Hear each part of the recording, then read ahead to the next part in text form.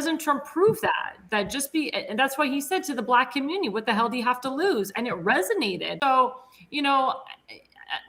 for myself in particular, and Seth too, because we're both Jews, we always emphasize, if you're Jewish, you don't always have to vote Democrat, and you don't always have to be Democrat. That just because you're Jewish or gay or Black or Hispanic or the stereotype, you don't have to vote Democrat all the time. You don't even have to be Democrat. Unfortunately, it was because of the tragedy of October 7th. It's disgusting that tragedies have to happen in order for people to wake the F up. That's the problem. That's the issue. And that's why I love forums.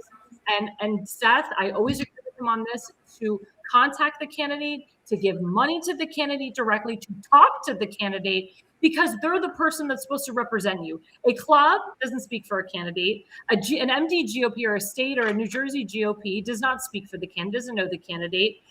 And the central committee doesn't know the candidate either.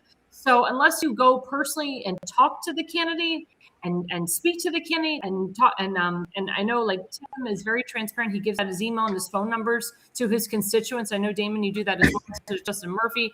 You want to be able to get in touch with your candidate. And that's what we say about, everybody just votes whatever, but you can't anymore. And President Trump proved and that's why he said to the Black community, what the hell do you have to lose? And it resonated. And I've said that to the Jewish community. Just because you're a Jew doesn't mean you have, thank you, Donald, doesn't mean you have to vote Democrat every single time. And that's something that people need to understand. Now, the biggest thing that we're having in Maryland, I stress Maryland because we're starting early voting coming up June 11th, and then the primary election is June 23rd. Tim is going up against a rhino in a very MAGA, hardcore conservative district. So why would you put a rhino, someone who works with other rhinos and Democrats like Wes Moore and Chris Van Hollen and Johnny Oshefsky, why would you put him as your county councilman for a very hardcore MAGA district? And that's what Tim and I are fighting right now. The rhinos and the Democrats are detriments to our nation.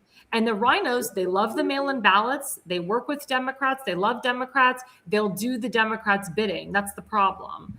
So that's something that, Tim and I are fighting. And I know Seth fights it all the time too. I know, Damon, you fight it as well.